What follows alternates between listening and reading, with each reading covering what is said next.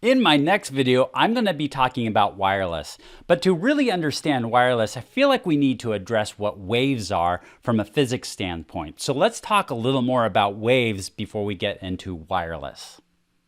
In this video, we're going to be talking about frequencies. I'm going to start out by talking about sound waves and frequencies. Then we're going to talk about frequencies and amplitudes. And then we'll talk about how it translates to electromagnetic waves and how we transfer data via electromagnetic waves.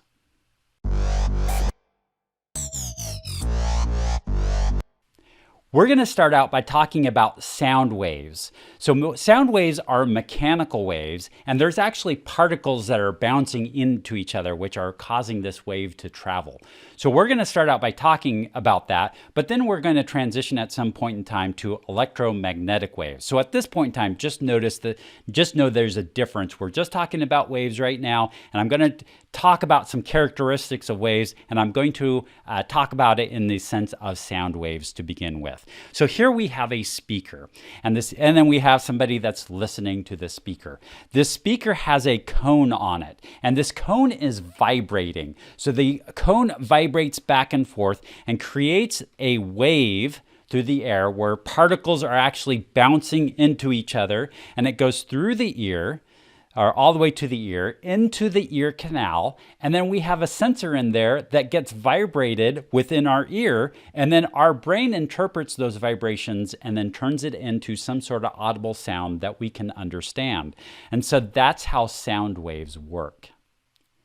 All right, let's talk about frequency. Frequency is a measurement of cycles per second. So what is a cycle? A cycle is, I have an example of here, it's on the left, it's a up and down. It's a full rotation. So if we were to think about a speaker and it's vibrating, a full cycle would be the time it takes for that speaker to go fully extend out and then fully extend back and then return back to the original spot. So it's a full extension out, full extension in, and then back to its original spot. And that is one cycle. So a frequency would be how many times it does that every second. So my example here on the left, let's say we're measuring a frequency and that speaker goes all the way out and then comes all the way in and then back to zero. So there's one cycle right there. And we have, if this is 1 second, we have 1, 2, 3, 4, 5, 6, 7. So that's 7 cycles in that 1 second. And so that would be 7 hertz. So a hertz is for a cycle per second. So this is a 7 hertz signal. A 7 hertz signal would be pretty low, and we probably wouldn't be able to hear that low of a cycle per second. Here's an example of 2 frequencies. This is a much lower frequency. Our ear is going to hear this lower frequency on the left-hand side, and it's going to determine that it is a low pitch. So this is a lower note. This is a deep note. Versus if we have a higher frequency, our ear hears that and is going to determine it's a much higher pitch and hear it as a higher sound. So a lower frequency makes a lower sound, and a higher frequency makes a higher sound. So let's take a look at some frequencies and what our ear would actually determine that frequency is going to be. So here we have this range from 0 to 20 hertz. So that is up to 20 cycles per second. Most people are not going to hear this. So this is called subsonic. So subsonic is the sub sound. We really don't interpret these wavelengths as being sound at all. Then we have the bass range. So the bass is everything from 20 to 120. So this is the range where we hear those really low rumbles, or you hear off in a distance, you hear some car that has a big bass speakers, and these are probably the sounds that you're hearing. Notice that those sounds travel further. You hear the bass before you hear the high-end noises. And so that's important that we'll get into in a little bit. Then we see this range here they call the upper bass, and then we got the mid range, we got the upper mid range, we got the high end, and then we got supersonic. Supersonic is the above sound range, the things that our ear really can't interpret. And depending on how well our hearing is, we may not even hear up to 20,000 hertz. So, but that's what this is. This is 20,000 hertz. So your hearing range is probably somewhere between 20 and 20,000 hertz. That is the range. And you'll notice that we actually have different speakers that will play each of these ranges because they're purpose-built for those different ranges. So that's a little bit about audio waves and how audio waves go through the air, get formed by the speaker, go through the air, come into our ear. Our ear has an eardrum, which then senses those vibrations, and then our brain interprets those vibrations, those signals, and puts it into some sort of audible sound that we can then hear. So we talked about frequency, but with music we also have amplitude. And amplitude is the sound. So we could have a really low frequency that's being across here that's really quiet. So we talk about a frequency that's low and it's quiet. But we can also have a frequency that's very loud, and that frequency is going to come, and that's amplitude. So we have frequency and amplitude, and we can vary both frequency, but we can also vary the amplitude. So we can have bigger amplitudes and smaller amplitudes with the same frequency. So those are the two things that we can control with these waves.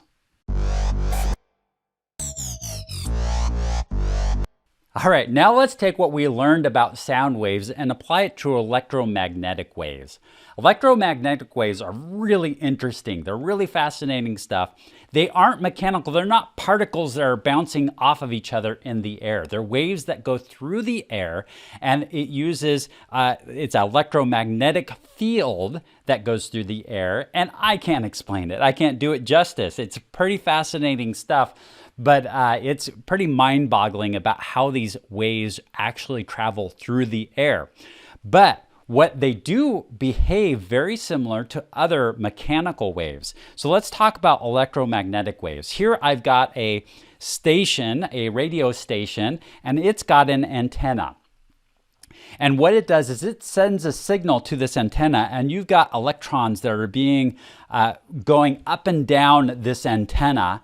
And that creates a wave, and that wave travels through space and time. And then there is another antenna that it will then affect an electron within that antenna and wave up and down. And we have a radio that senses it, and it comes out the other side. So we are able to transmit data across these electromagnetic waves by having antennas that will first broadcast or transmit these signals, and then we have antennas that will receive the signal and then interpret that signal. Just like sound waves, electromechanical waves have a really wide range of frequencies, and depending on what the frequency is, will have different effects. And we utilize those effects, those behaviors, that physics behind those waves to do different things. And so let's take a look at this. This is a diagram. You can see it starts out at 50 hertz down here, so 50 cycles per second. We see a 500 megahertz, so that'd be 500 million cycles per second. We see a gigahertz, that'd be a 1 billion hertz cycles per second. We go all the way up to 30 exohertz, so whatever that is. So you can see that there's a real wide range here of different cycles per second that we have. And with this electromagnetic fields, as we send out these different frequencies, we have different effects. You know, these lower frequencies tend to travel a lot further down here. The higher frequencies don't travel as far. The lower frequencies, as you can see, they tend to have some safer behaviors, where the higher frequencies can have some harmful behaviors. VLF would stand for very low frequency. So we've defined some of these areas very low frequency, low frequency. We've got these radio frequencies in here. So these are the frequencies we use for lots of different types of bands that we do use, like AM and FM stations. And so we have a lot of different bands within there. We have these microwave ranges that we have in here. We call them microwaves. So, and in fact, what's one of the things that we bombard our food with to heat our food up. That tells you that some of this in concentrated form may not be good. The exposure may not be good. Our cell phones use that. Our wireless uses that. So that's one reason why the 2.4 gigahertz range can interfere sometimes when you have microwaves going, is because they operate on a similar frequency. We have visible light right in here. So visible light, when we were talking about the lasers and the different colors, shooting them down and then spreading them out on the other end, what that really is those are different frequencies of this electromagnetic fields, these electromagnetic frequencies. And if we can generate something, a electromagnetic field at a certain rate, at a certain frequency, it will let that light out, that color of light, that light spectrum. So really fascinating stuff. We've got infrared, which means below red. Infra is below, so below red, so it's below visible light. So then starting with our visible light range starts with red and goes all the way to violet at the end. And then we have ultraviolet. That means it's above. Ultra is above, beyond.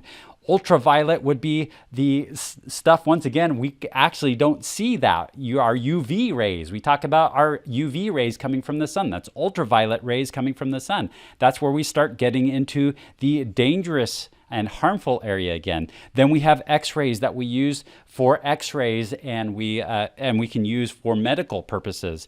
And then we have gamma rays, which are radioactive, or they're not ones that you want to be really exposed to. So here are some of those different frequencies and different things that we associate with those frequencies. Now, along with this, also with these bands, like we have these radio frequencies and these microwave frequencies, and even down into these low frequencies.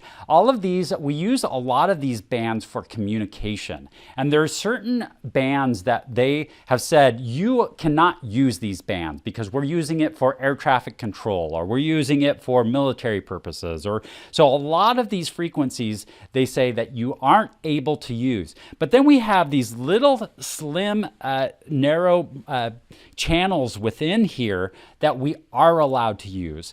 For instance, the 2.4 gigahertz range, that would be somewhere right in here, is a range that you don't have to have licensing to use, which is why there's a lot of devices that will use that range, because you don't have to have a license to use that range.